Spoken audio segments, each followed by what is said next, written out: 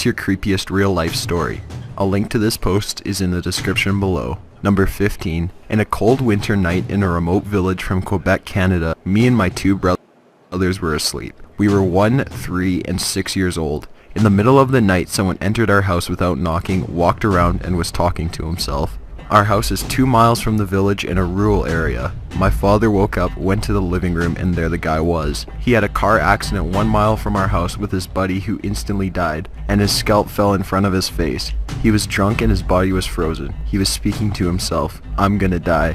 The fact that his face was partially frozen might have saved his life, preventing him from losing too much blood. My father took him to the hospital that was 25 kilometers from our house by car. He did survive. To this day, my father is still blessed the fact that we never woke up during that night with all the noise. Number 14.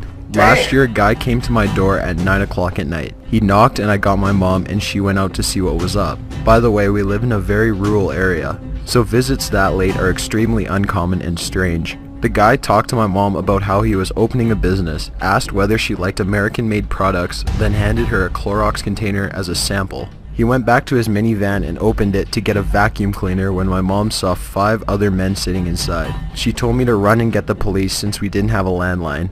I couldn't find it, so I got my knife and stood around the corner. She threw the container outside and told them to get the hell off her property. They peeled out of the driveway and we never saw the car again. 2 months later, my mom found a single bearded guy putting filled garbage bags by the back door. She asked him what the hell he was doing and he responded by saying, "This is for your little girl." Again, she told him to get the hell out. Then we went through the bags. They were filled with garbage, dirty clothes, and empty tampon containers. Number 13. When I was a kid, I was always the last kid picked up by the bus driver to go to school. One day I was waiting for the bus by myself and a bus with no kids pulled up. The bus driver smiled and told me to hop on. I just had a bad feeling. I said, "Where are the other kids?" He said, "We will go get them now. Just get on." He got more and more pushy but didn't do anything crazy. I kept just saying no and he shrugged and left. The real bus pulled up a few minutes later. I went to school and my parents didn't know until I mentioned it that night. Looking back, they were pretty worried. I remember them scrambling to make a few phone calls. Number 12. It was very early morning or late at night, whatever you want to call it. Around 5 a.m., still dark, my dad and brother and I were in the car driving to the mosque. On the way there, there's a dimly lit road with a forest on both sides and a bend that makes it difficult to see. Bear in mind this isn't a residential area. There isn't even a sidewalk, and the nearest intersection is a good kilometer either way. So we're driving, we get to this bend, and just before it we see a figure sort of waving us down. They were dressed kinda odd, but I figured it was some sort of running outfit. I don't want to say it was glowing or reflective because I don't fully remember, but it just made me assume that it was some sort of running outfit. Couldn't make out his face or anything about him other than his clothing. So he's waving us down dramatically. My dad slows down but doesn't really think anything of it. As we turn along the road, we see a car like right freaking there. It was just out of view before the curve in the road, so we would have definitely hit it if my dad didn't slow down. Dad stops, quickly checks on the driver of the car to make sure he's okay, then doubles back for some reason, maybe to thank the guy on the road who warned us. He drove back quite a ways, no one on either side of the road. It was about 60 seconds from initially seeing the guy to turning around to where he was, so no time for him to really go anywhere. Number 11. I lived in a small college town and my apartment complex was walking distance from the bar downtown area. One weekday night, I stepped out on my front porch to smoke a cigarette or two. I brought my textbook with me and sat down on the stairs while I smoked. A girl who I'd never met but who lived one apartment over but down on the ground floor came home from downtown. She was by herself and you could tell from her walk that she had been drinking. She got in her apartment and barely closed the door before some guy who came out of nowhere knocked on her door. She opened it and I noticed he introduced himself, which was kinda weird because it was 2:30 a.m. Who comes to a strange girl's apartment at that time? So I decided to stay outside and pay attention. They ended up talking for over 10 minutes. She acknowledged how weird the situation was but didn't know how to end the conversation. He would do the creepiest things like how he reached up and stroked her hair at least 3 times and would try and slowly inch his way closer to her and the door. I made a point of being loud with my textbook so he would know I was there, and he had disappeared as eerily as he had come. We called the cops and days later they had the girl and me sit with a sketch artist. As soon as the sketch was made public, floods of calls came in.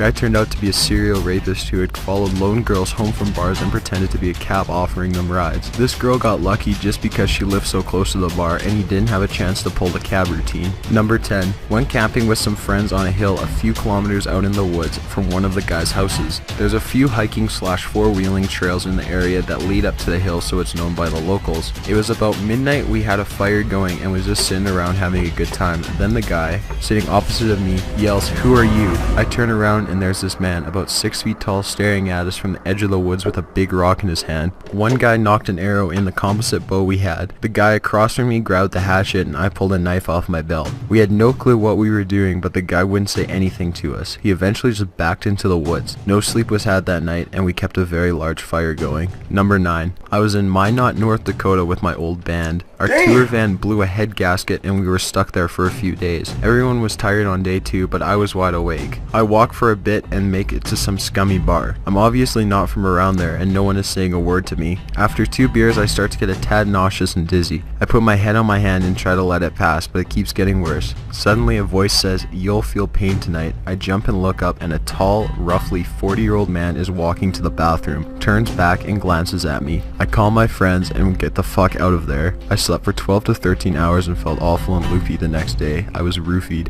Number 8. This is the first of 2 instances. First, I was alone in the basement playing GTA 4 with my friends on my PC. It gets to about 1 AM and we're having a blast, shooting RPGs and throwing grenades willy-nilly. Then I hear a sound that doesn't really fit with GTA. I figure it's not coming from my headset, so I take it off. The sound that's being made is coming from an old music box that we have. The last time it was used was probably 10 years ago, and this thing is just full on blaring its song. I start chanting "no no no no no" and book it upstairs, leaving my friend on Skype pretty confused. My mom and dad are coming down from their room. My dad is equipped with a baseball bat, and as you can imagine, it's hard to explain to him that it was not an intruder. My second instance was in the same basement. Now my basement has a main area, which most of our furnishings are. Then there's this unfinished part of the basement where I'm sure the spirits dwell, but I digress. Anyway, this time I'm playing GTA 4 again with the same friend. It's about 1 AM and we decide to call it a night. It's at that point that I hear, "Man, dude.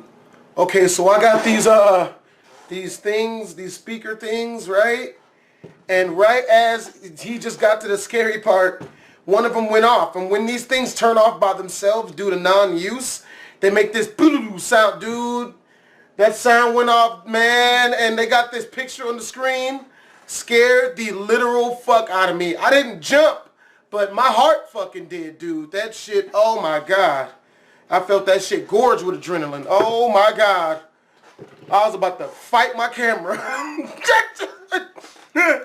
"Da da da da," in a little girl's voice from the bowels of the unfinished part of the basement. Now it's pitch black around me except for my island of salvation at my computer. At this point I'm so fucking done with the ghost that I say fuck it, fine, have the basement, and go upstairs and go to bed. There's a couple more instances of spooky ghosts, but not as scary as these 2. Number 7. I live in Sydney, Australia, and this was probably just over a year ago. I was driving with my girlfriend back to my home after going out for dinner at a friend's house, which is about 15 minutes away from my area called Watson's Bay. To get back to my place, you need to drive down into the valley near the harbor down a long winding main road that progressively takes you down to the water. It's about 1:30 or 2 AM, and we're making our ways down the road and not really paying much attention. And she suddenly grabs my arm and gasps, which freaks me out already. As I'm looking around to see what the fuck is going on, we approach the roundabout and there's a man in medical looking attire next to a woman in what looks like white pajamas with blood covering a lot of her clothing. Now obviously my balls drop and instincts kick in as I speed up. It's quite a small roundabout, so you need to either slow down enough to turn left or speed up and get the fuck straight out of there. I go straight, and as we pass, the woman attempts to launch herself at my car as the man looks like he was trying to stop her. We get home about 3 or 4 minutes later and we're both shaken and basically scared shitless. Called the police to inform them of what we saw and just got a call back the next morning explaining how a woman had somehow run away from a mental home and was attempting to commit suicide using sharp objects and running onto main roads. The man was one of the first workers who knew her on the scene, and apparently they managed to bring her back to where she lived. Heard nothing more after that. Number 6. We were partying at a usual party spot by the river, and some dude came out of the woods. He just kept saying weird shit like, "You gotta watch yourself down there. There's some really bad folks around here." When we asked who he was, he just said, "I'm nobody." We're all a little sketched out and basically told the guy to fuck off. A couple of days later, a girl went off the rope swing there and got really fucked up. Someone put fish hooks all over the bottom of the rope swing, and it took chunks of flesh out of her leg. Later we found out that the dude was just a guy who lived nearby, and although it was a creepy drunk, he was totally harmless. There was a fucked up, probably inbred family that lived up the road that he would warn people about. About 5 years later, last year, they beat up some kid with a log and then kidnapped some girl at gunpoint and took her on a joyride. Number 5. When I was about 10, me and my family of 6 lived in an extremely small apartment. 2-bedroom upstairs and then the living room. When I was tired of my siblings, I would sleep downstairs. One night I'm lying on the couch facing the front door and watching this guy through the window by the door when a face shows up in the window illuminated by a lighter. I'm pretty relieved, thinking it was maybe one of our druggy neighbors seeing if my parents were still awake when it showed up again. I try to scream, but when I do, nothing comes out, not a sound. The person then kicks in the door and walks in the room. He sees me, smiles, goes towards the kitchen. As he comes out of the kitchen with a knife, my dad makes it down the stairs and the guy books it out of there. I can't sleep easily on couches to this day.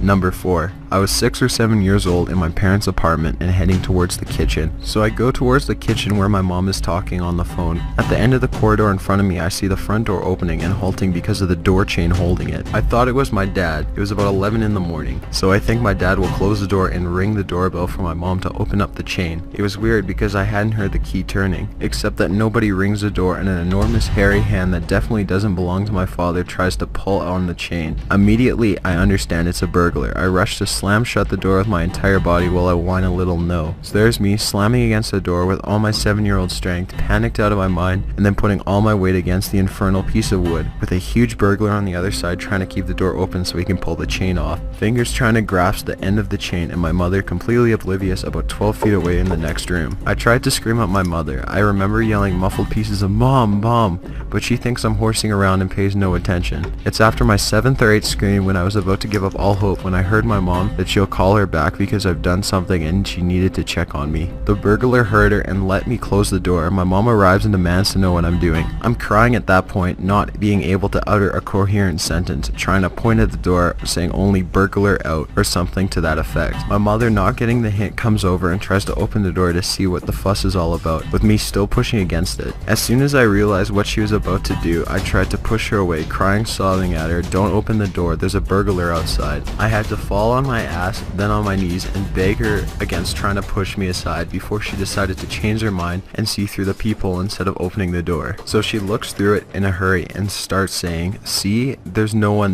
and I see her very annoyed face turning pale as a sheet all of a sudden. She grabs me and pushes me aside from the door and tells me to go get her phone. I rush to the kitchen. I heard her yell through the door, "I can see you crouching, you're behind the door. I'm not gonna open, and I'm calling the police right this minute." The bastard was still behind the door, crouching as low as he could, not making a sound, so my mom would think no one was outside as she opened the door and he'd rush inside. My mom called the police, and after 5 minutes of my mom issuing threats through the door, we heard someone creeping away from the hallway and down the building entrance and outside the building door. My mom was white as a sheet, not making a sound or expressing any emotion throughout the whole ordeal. After about half an hour later, my father arrived, oblivious to the whole thing. When my mom told him about what happened, he went and got a new lock and a better door chain. The police arrived that afternoon, a full 5 hours later. Even though the police station is a 10-minute drive from our house, I don't think the burglar was ever caught. Number 3. My mom had been calling a lot. It was my first semester away at college, and her husband had gone batshit insane. He hit her for the first time 4 nights before I moved out. She locked him out of the house and he banged on the doors. In the middle of the night, he had driven away and hadn't seen him since. When I answered, she said she had gotten a phone call while she was watching TV. The person on the other end of the line said he had been hired to kill her and her kids, but if she could make him a better offer, he wouldn't do it.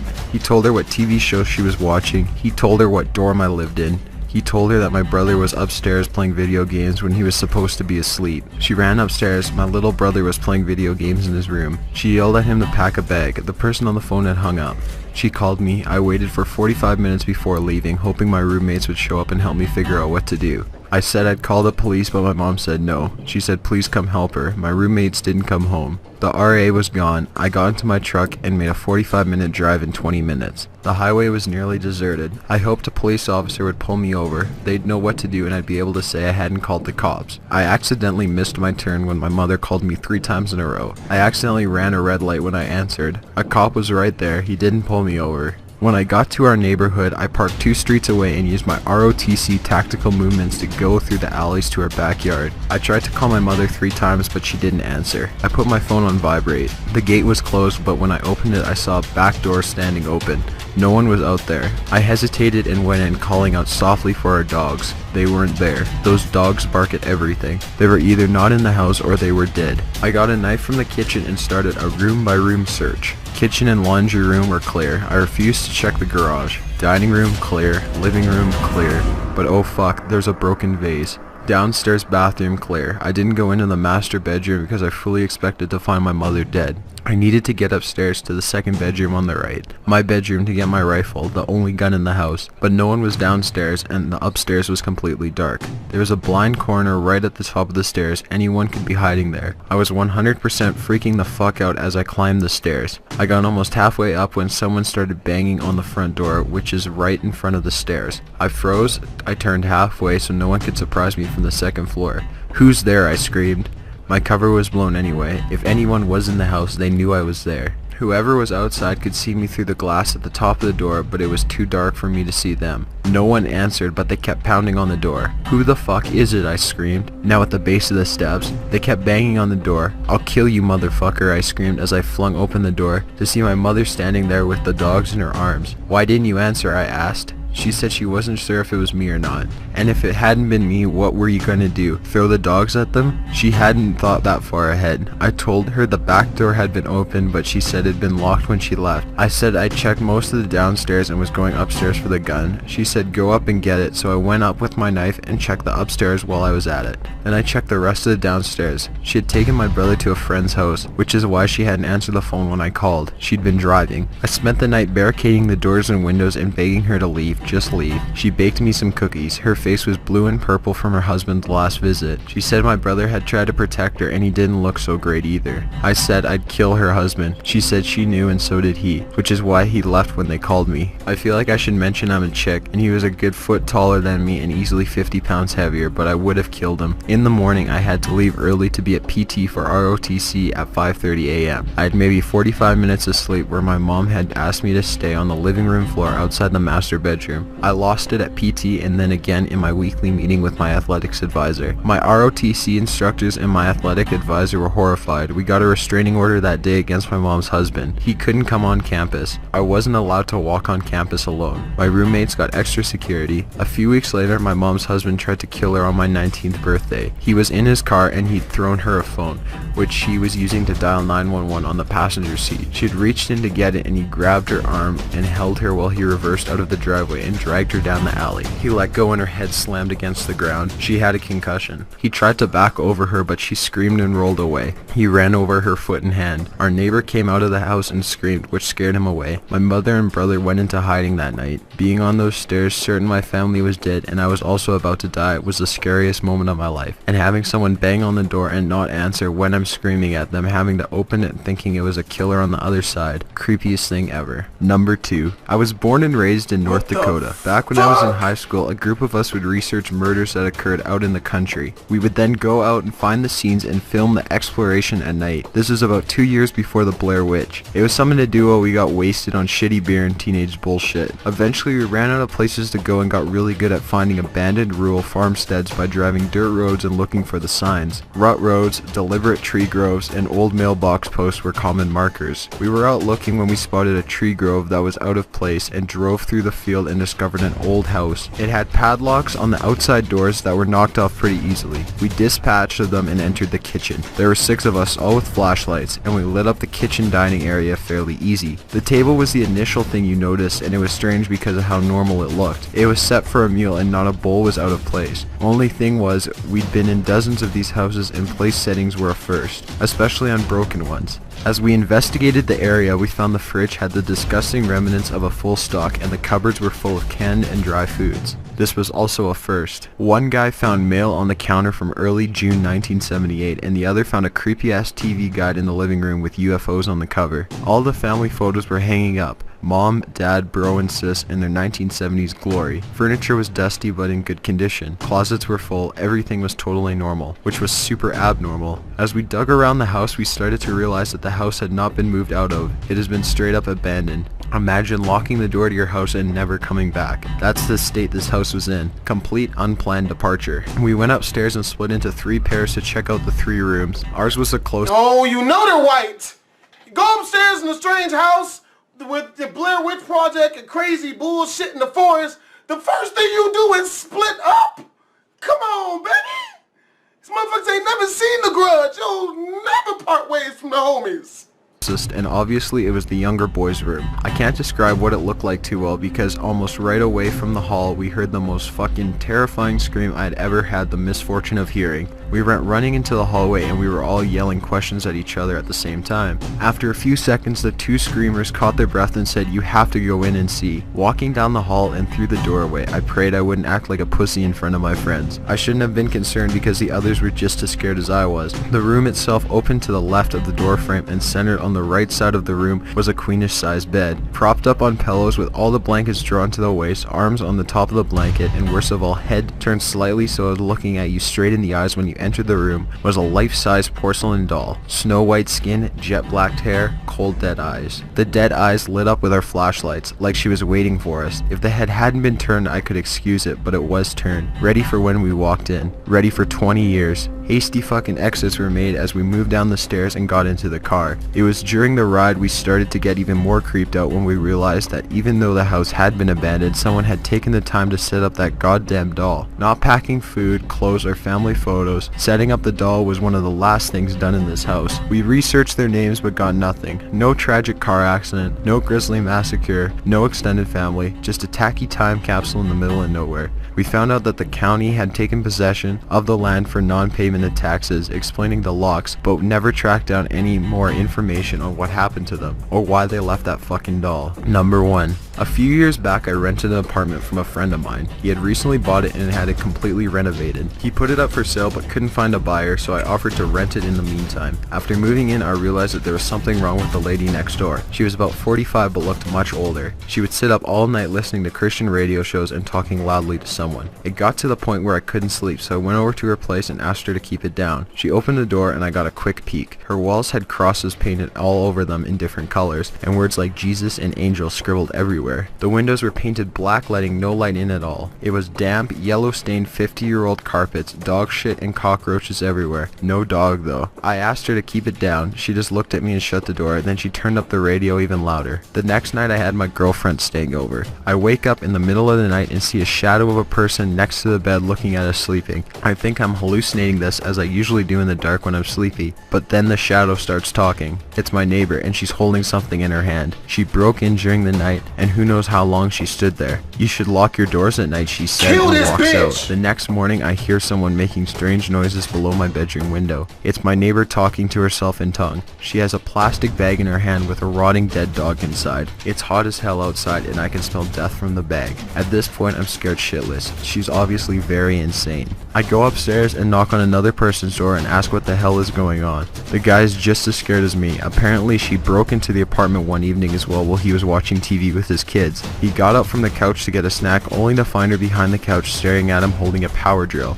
Now I know what was in her hand. At this stage I'm basically pooping myself. I call the cops and they know about her. Apparently she is a violent schizophrenic and she hasn't taken her meds, but they can't force her or enter her apartment without her permission because she owns it. The only thing they can do is get her when she goes outside. I sit up for the next 2 days waiting for her to run out of cigarettes. When I hear her leave at 2 a.m. to go across the road to the 7-Eleven, I call the cops. They have 3 cars in a special van over in less than 2 minutes. They restrain her, throw her in the van, and drive off to some institution. And in less than a minute, it's like she was never there. I never see her again. Still have nightmares about her looking at me in my sleep. Dude, whoo! Woo! See, Cedric the Entertainer. If you guys ever seen the original Kings of Comedy, man, he has this bit that he tells. It's like, most people live by this whole, creed. I hope nothing goes bad, you know what I mean? Like, man, we people who are used to living in unsavory areas, we have a whole different creed. It's called I wish. I wish a motherfucker would have the gall, the brass, to be in my apartment unannounced with a weapon and have the nerve not to have used it on me already. Oh man, they getting beaten up and teabagged. It's going down. Man, oh my God, that last story though, dude. Man, that chick better had not had no plans for the rest of anything else, because she got taken out that night. Damn that. Damn that. But yo, hope you guys enjoyed the video, man. Dude, honestly, man, this is becoming one of my favorite channels. No bullshit, man. I'm gonna subscribe to this dude. Hit the link down below. Go watch the original video, man. This guy probably makes some of the most entertaining top 10, top 15, top 20 videos on YouTube to me right now, other than Matthew Santaro. I hope you guys enjoyed the video. If you did, make sure to comment, like, and or subscribe. It's your boy Blasphemous HD. Yo, Twisms. Hope you guys enjoyed the video. If you guys want to see more jacked up crap, make sure to head over to my prank channel. We basically exploded Randy's face off. He knows why. I am going to be posting at least 1 to 2 pranks a week over there. And I'm going to stay with my 1 to 2 videos upload schedule over here as well. Make sure to comment, like, and subscribe to both my channels and all that good stuff. And as always, Twisms.